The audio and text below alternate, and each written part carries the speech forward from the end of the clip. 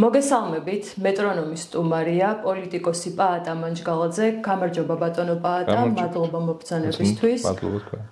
დღეს შევაფასებთ საქართველოში არსებულ პოლიტიკურ ვითარებას. ჩვენს ქვეყანაში პროცესები კიდევ ერთხელ შევიდა მწვავე ფაზაში.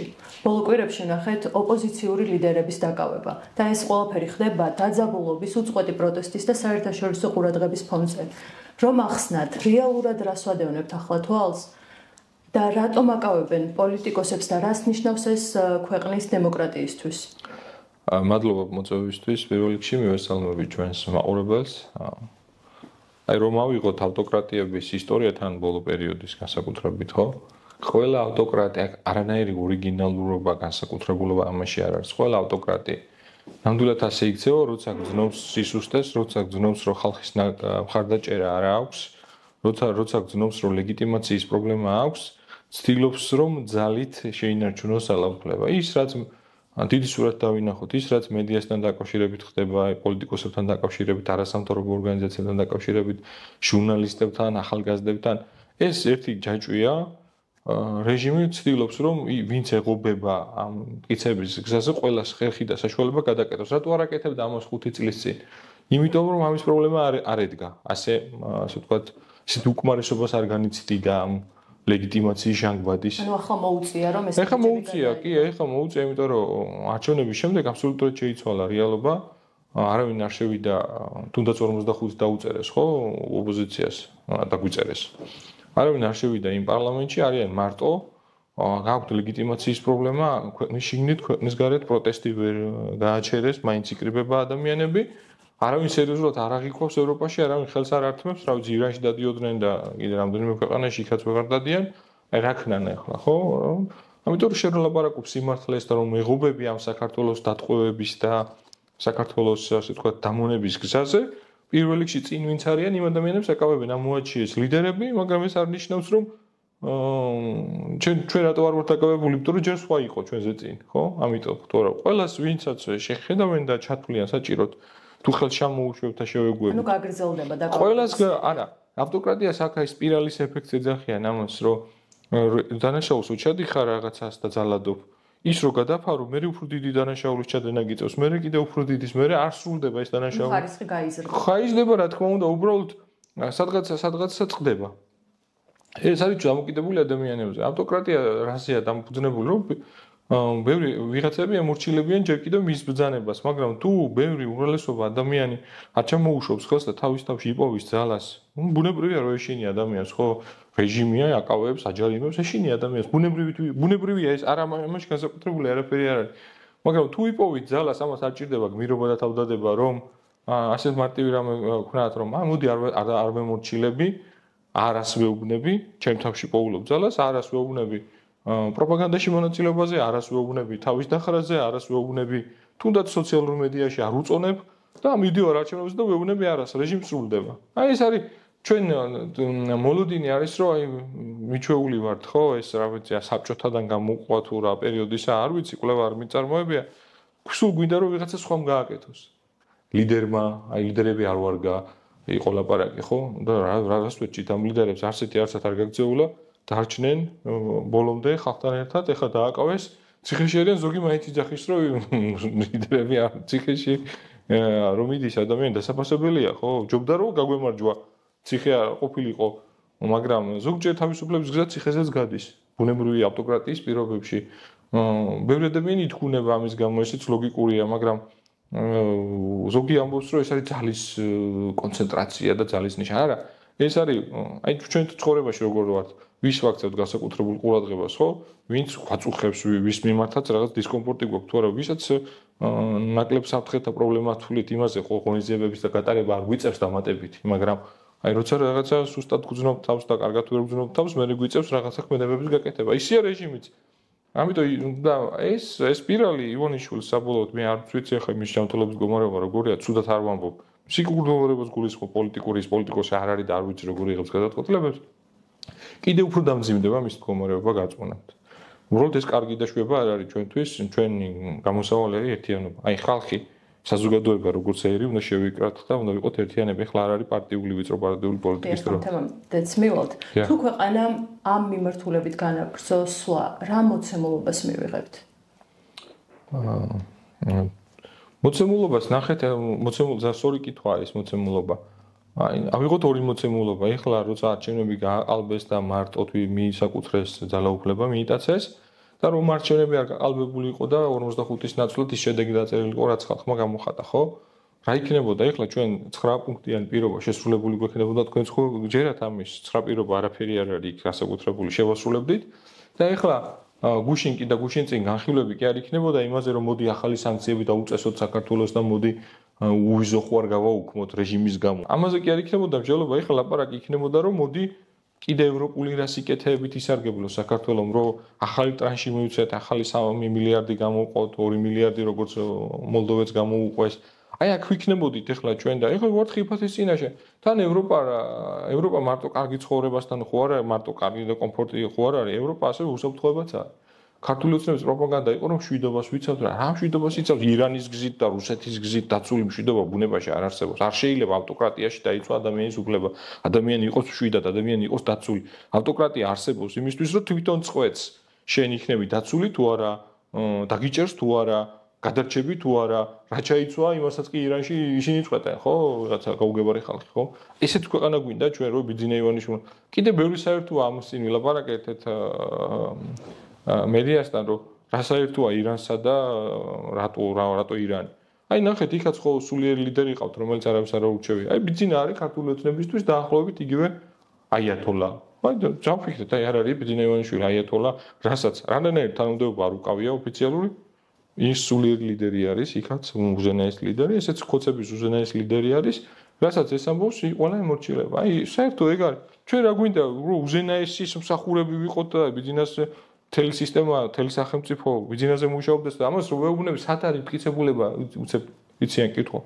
კაცო, ვალის გამო აქვს, არა აქვს, არ ვიცი მე, დავალიანება ბაჩიაშვილის, მაგრამ ბიძინას რო დაჭირდა, ხო მოიტაცეს ეს ადამიანი წასული საქართველოსთან. რამდენი საქართველოს მოქალაქე ყავს მოვალე, რომელსაც კერძო სამართლებრივი დავა აქვს, მაგრამ არის უცხოეთში წასული.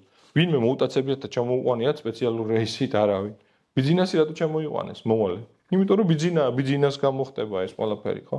ამიტომ რა ვიცი, უნდა გადავწყვიტოთ ჩვენ ბიძინას საქართველოში გვინდა ცხოვრება თუ ჩვენ საქართველოში. აი ეს არის ჩვენი გასაკეთებელი.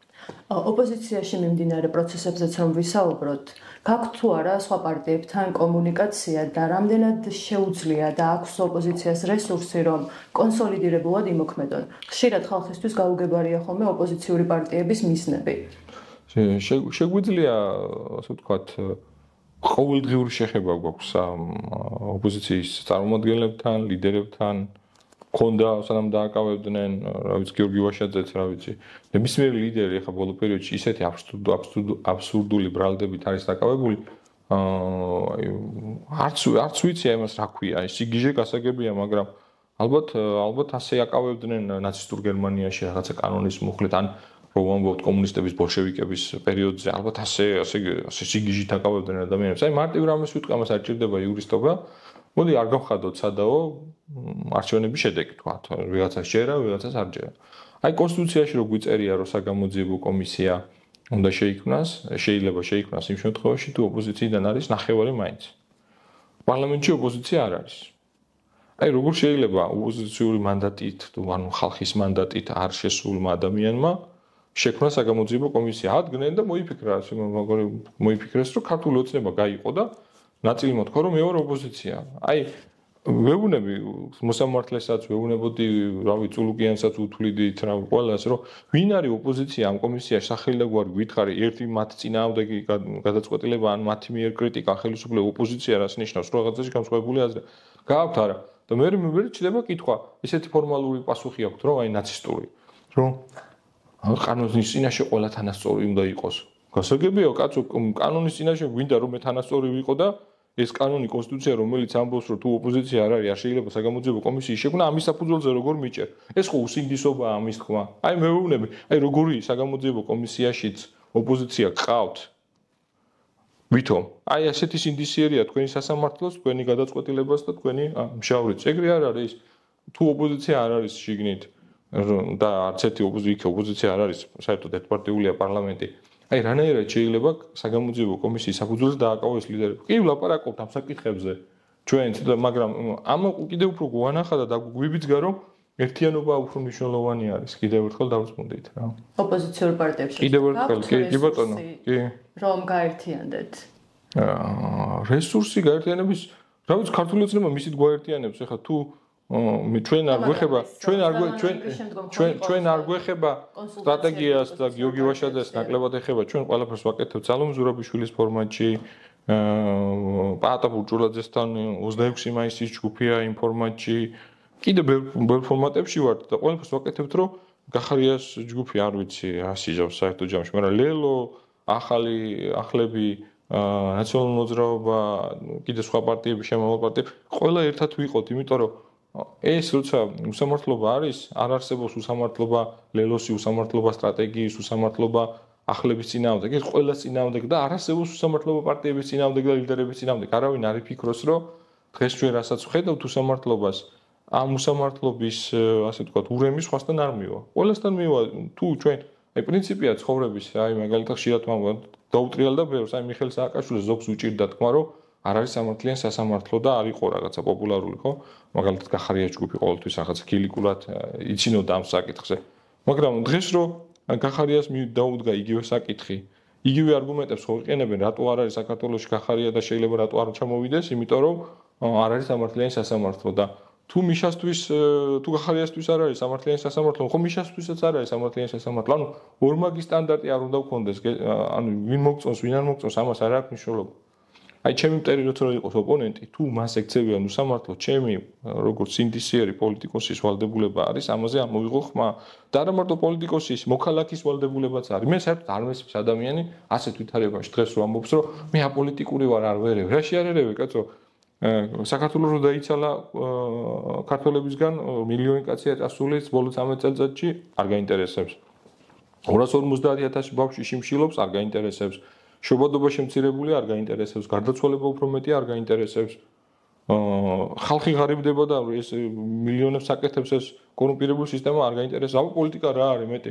თუ ესენი არ გეხებათ, არ გაინტერესებს, ესე იგი პარტიებთან ასოცირდება მაინც პოლიტიკა. არაფერს შუაში არ არის, აი ყველას გვეხება ნებისმიერ პურის ფასი რომ სომხეთზე უფრო ძვირია და პური რო საქართველოსთან შედის სომხეთში.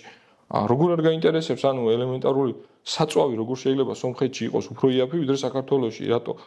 იმიტომ რომ საქართველოსთან შედის სომხეთში საწვავი უფრო შორი გზა აქვს გასავლელი.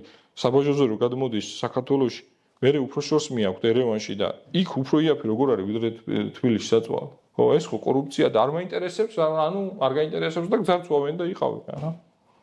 არ აინტერესებთ ის რაც საბოლოოდ ყველას შეგვეხება. კი ბატონო. მაინც რომ აღწეროთ ოპოზიციაში უფრო კონკრეტულად რა პროცესები მიმდინარეობდა ლიდერების დაკავებამდე და ლიდერების დაკავებამ როგორ შეცვალა თქვენთან ოპოზიციურ პარტიებთან კომუნიკაცია. ლიდერების დაკავებამდე იყო რამდენიმე პლატფორმა. არის. ერთი პლატფორმა არის წინამდებობის პლატფორმა, ასე ვთქვათ, სალომ ზურაბიშვილთან, პარტიებს პლუს აქტიური ჯგუფები, არასამთავრობო ორგანიზაციები და აქტიური ადამიანები. 26 მაისის ჯგუფი კიდე აქვს, ვინც დაორგანიზა ის ღონისძიება, ბევრი ორგანიზაცია ვერ ჩამოვთვლი ბოდიში მათ. და ასევე პაატა ბურჯულაძესთან არის რუსთაველის გამზირის ჯგუფი და ამ პროტესტში ჩართული სხვადასხვა ჯგუფები, მათ შორის ახალგაზრდული ჯგუფები. ჩვენ ამათთან ყველასთან ვართ.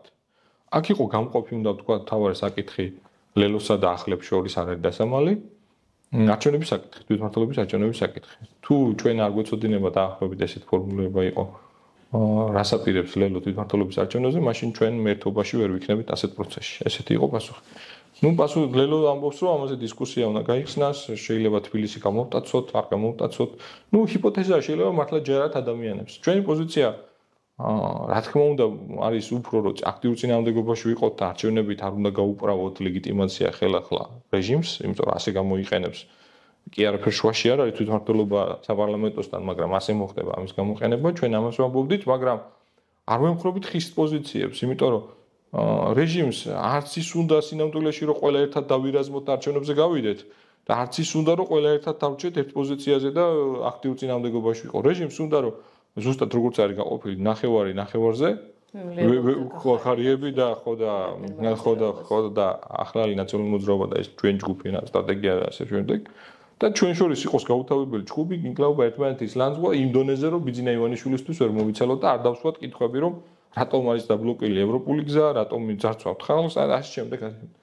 ყველაზე დიდ შეცდომას აი პოლიტიკური სიმწიფის ნიშანი უნდა იყოს, სიბრძნის ნიშანი უნდა იყოს, რომ ასეთი შემოგდებულ, ასე ვთქვათ, თემებზე, საკენგზე, რა ვიცი, კარიკატა დავარქვათ თუ რა ვიცი, რაც არის. ამაზე არ უნდა ავყვეთ, ჩვენი დღესასრიგი უნდა შევქმნათ, ამიტომ ღირებულია ჩვენთვის ერთიანობა, ამიტომ არავის არ ვაკრიტიკებთ, არავის არ ვესხმით. თავს მიუხედავად იმისა, რომ ბევრის პოზიცია შეიძლება დამაზიანებელიც გონია, იმიტომ რომ ერთობა უფრო მნიშვნელოვანია. რატომ არის ერთიანობა მნიშვნელოვანი? იმიტომ რომ ერთიანობით გვაქვს შედეგები. რა შედეგებია იძახიან ერთიანობით? პარლამენტი რომ არ არის დღეს ლეგიტიმური და ორბანის გარდა და რა ვიცი, ირანში ეს გარდა რო არავინ ხელს არ ართმევს და ოფიციალურად არც განიხილავთ მას და მათთან ურთიერთობას არავინ სერიოზულად არ აღიქვავს არც ერთ ლიდერი სოფლიოში. ეს სერიოზული მიღწევა არის ნამდვილად და ლეგიტიმაცია მართლა ხარისხობრივია და ეს პრობლემა არის. მასევე ერთიანობამ გამოიწვია საერთაშორისო ასპარეზია ის რომ მოძალადეები უყურებდით თქო მათ შორის თქვენ კოლეგებს ჟურნალისტებს პირდაპირ ეთერში ვინც კისრის მალებში ამტვრებდა და ხალხს ცემდნენ და ახალგაზრდებს დაკავების ამანქანებში უსწორდებოდნენ ამ ხალხმა პასუხი უნდა გადაიხადოს და ლუსტრაცია არ არის საჭირო მარტივია ვინ იყო მოძალადე იცით ვინ ნიღბების ქვეშ ვინ იყო მოძალადე ავიღოთ ბოლო 5 თვის მანძილზე ვის დააწინაურა ეს სამძალოვან უწყებებში და ზუსტად ის ხალხია ვინც ძალადობს ბევრი ადამიანი ზუსტად ემთხვევა სახელი გვარი იმ ხალხს ვინც ძალადობდა ადამიანებს აი ეს ამათ რო სანქციები დაუწესდეს, ამაზე ერთიანობა მიმოქმედა. რაზე არის მუშავა ერთიან, სად გაგვიჭირდა, აი სად გაგვიჭირდა, როცა უკვე ერთად არ ვიყავით საერთო სტრატეგიულ საკითხს. შეიძლება ამბობენ, რომ ჩიხია, რა გამოსავალი უნდა ვიპოვოთ, მართალია. ჩიხი. მაგრამ ჩიხი თუ არის, ჩიხში არსებობს ერთი გზა უკან დასაბრუნებელი გამოსავალი.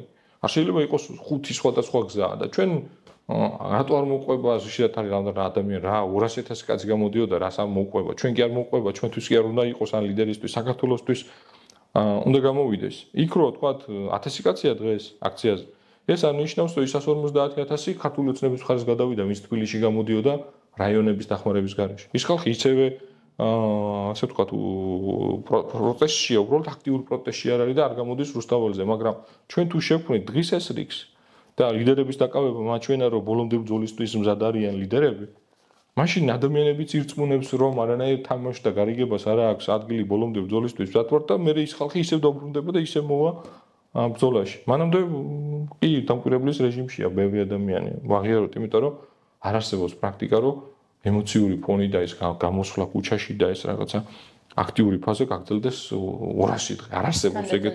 ხო, ეს აქციას აღმავალი ფაზები, მაგრამ ეს არ ნიშნავს რომ იმ 1000 კაცის უკან ასე აქტიურებას და ვითარებიდან ერთიანობა. კი, ერთიანობა, იმიტომ რომ კიდევ ერთხელ ვამბობ, ჩვენ რო ახლა დავიწყებთ ჭყობს კამათს დისკუსიას, როგორც უყვართ არჩევნებში გავიდეთ თუ არა და მე ვიღაცა იტყვის იქ ბიძინას ნაკიდი ხარ შენ არ ხარ ამას რო უყურებს ახლა ის ადამიანი გიჟები ხარ თუ გეტყვის და არ მოვა და არ დაგიდგება გვერდით მაგრამ თუ ნახავს რომ მართლა რეალურ ბრძოლას აჩვენებ ღირებული ღირებულებით უპირატესობას აჩვენებ არ თამაშობ ამას აჩვენებ შენი ეგო უკან გადაწეული შენი პარტიული ამბიციები ცოტა ხანი ვიწრო პოლიტიკა გადადებული გაქვს მაშინ დაგიდგება გვერდით და იქნება შენთან ერთად მანამდე როცა ვერ აჩვენებ ამ მორალურ უპირატესობას და სიცხადეს გამარჯვების გზაში და ბევრი გზას თავაზობს ყველა სხვადასხვა რა ვიცი ხმით და სხვადასხვა მხარიდან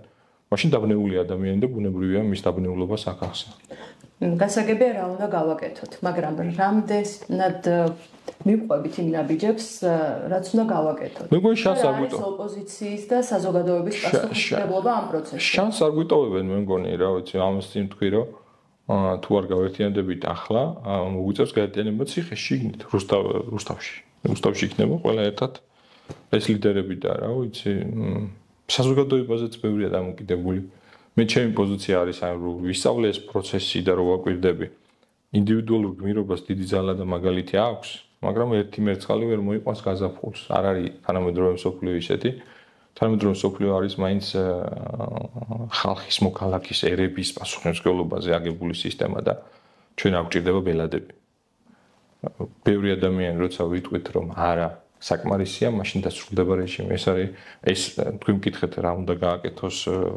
ხალხმა და პარტიებმა ხო პასუხისმგებლობის პარტიების ასევე საზოგადოების პარტიების პასუხისმგებლობა არის ნაკლებად როგორ უყვართ ხმა რომ თავის ვიწრო გადასახედიდან შეხედონ პროცესს პარტიებმა ლიდერებმა ნაკლები ეგოები და საზოგადოებას მეტი პასუხისმგებლობა იმაზე, რომ ზოგი განცდა არის ხშირად, რომ ეს მე არ მეხება, ეს ვიღაცა ლიდერს ეხება, ეხა ხაზარაძე დააკავეს არა უშავს, მაგას ბევრი ფული აქვს, უნდა იჭდეს, ან ვაშაძე დააკავეს რა უჭის ბიტკოინები აქვს. ეგრე არ არის.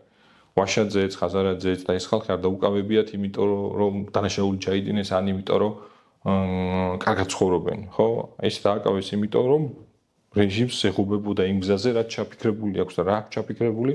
ლიდერების დატყვევება კი არა, მარტო მთელი საქართველოს ტყვეთაყვანა აქვს განსაზღვრული. აი ხანდახან ფილმები რო არის, რომ ტერორისტი რო აიყვანს ვიღაცას და რო იმუქრება მე თელ სამყაროს, რო ახლა თუ კარგად არ მოიქცევით, მოუკლავ ან ცუდად მოიქცევ, ის მგონია რომ ივანიშვილმა ამ რაღაცა გუნდმა მისმა რეჟიმმა ტყვეთა აიყვანა საქართველოს და მთელ ცივილიზებულ მსოფლიოს აშინებენ, რომ აი თუ რამეს მოგთხოვთ დემოკრატიას თუ მოგთხოვთ თავისუფალ სასამართლოს თუ მოგთხოვთ დეპოლიტიზირებული სამართალდამცავ ორგანოებს თუ მოგთხოვთ ან რეფორმებს თუ მოგთხოვთ. აი ტყვეთ ყავს აყვანილი ახლა საქართველოს და აი რაღაცა ცუდს ვიზავთ. ან ასე მგონია რომ რაღაცა მძევლად აგვიყვანეს ყველა ერთად და მსოფლიოს აშინებენ, ჩვენ გაგვანადგურებენ თუ კარგად არ მოიქცევით. ძალიან დიდი მადლობა თქვენ. საინტერესო ინტერვიუ იყო და იმედია ჩვენი ქვეყანა მალე დაძლევს ამ პოლიტიკურ კრიზისს.